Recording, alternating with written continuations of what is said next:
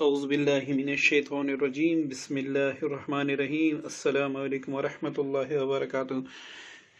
دوستو، اللہ تعالیٰ سے دعا کیا کرے کہ یا اللہ ہمیں فقر و فاقہ سے بچا اور ہمیں کسی کا محتاج نہ کر۔ دوستو، محتاجی ایک ایسی چیز ہے کہ انسان کو دوسرے بندے کے سامنے محتاج کر دیتی ہے، اور جب انسان دوسرے بندے کے سامنے محتاج ہوتا ہے تو وہ بندہ مختلف طرح کے طعنے دیتا ہے اور مختلف طرح کے کام لیتا ہے۔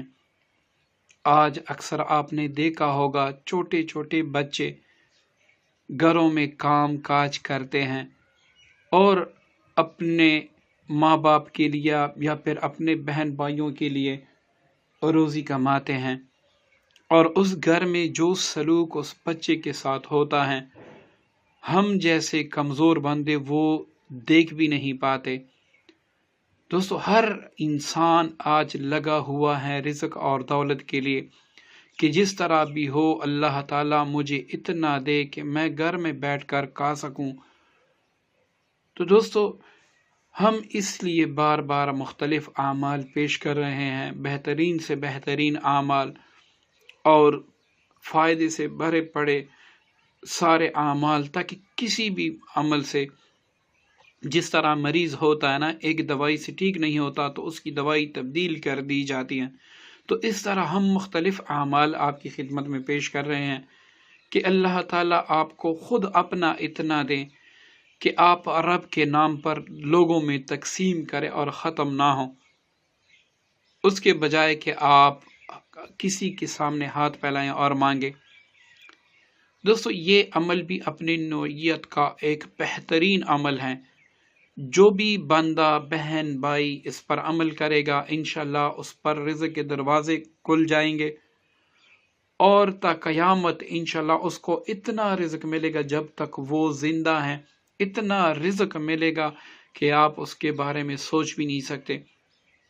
دوسرا یہ کہ اکثر آپ نے گھروں میں دیکھا ہوگا کمانے والے 10 ہوتے ہیں اور کھانے والے 12 ہوتے ہیں۔ ان 10 کی کمائی 12 کو کافی نہیں ہوتی، کیونکہ اس میں برکت نہیں ہوتی۔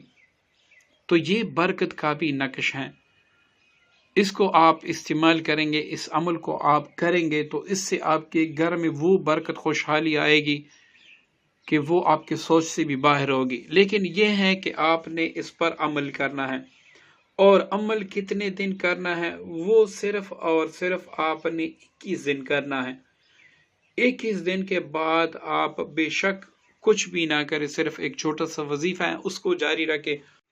اب دوستو، یہ اس کا نقش ہے، اس کو آپ نے اس طریقے سے لکھنا ہوگا۔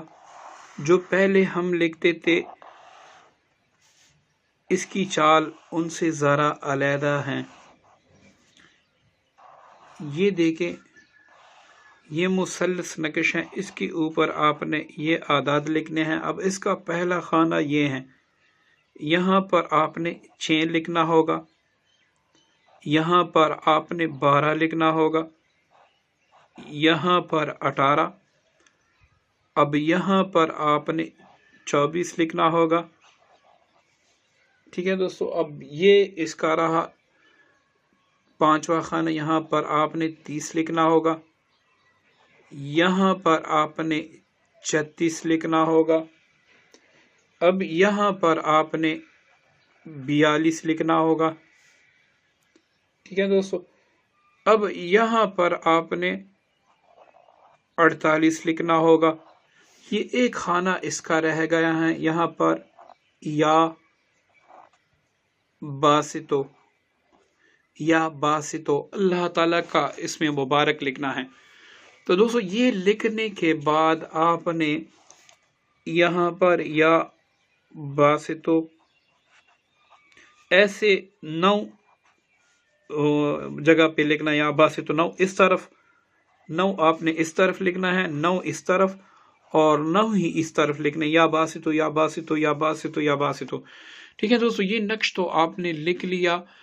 اب روزانہ آپ کا وظیفہ ہے کہ آپ نے 172 بار یا باسطو اور اس کے ساتھ 200 بار سورۃ الاخلاص یہ بھی پڑھنا ہے۔ لیکن دوستو پہلے اس کو سمجھے، یہ نقش آپ نے پہلے 21 دن تک روزانہ آپ نے 20 نقش ایسے لکھنے ہیں، اور یا بعض تو اس کے ساتھ نہیں لکھنا، ٹھیک ہے دوستو۔ یہ پہلے 21 دن تک آپ نے یہ نقش لکھنے ہیں، اور یہ اوپر یا بعض جو میں نے لکھا ہے یہ نہیں لکھنے۔ یہ آپ پین سے بھی لکھ سکتے ہیں، مارکر سے بھی لکھ سکتے ہیں، کسی بھی چیز سے آپ لکھ سکتے ہیں۔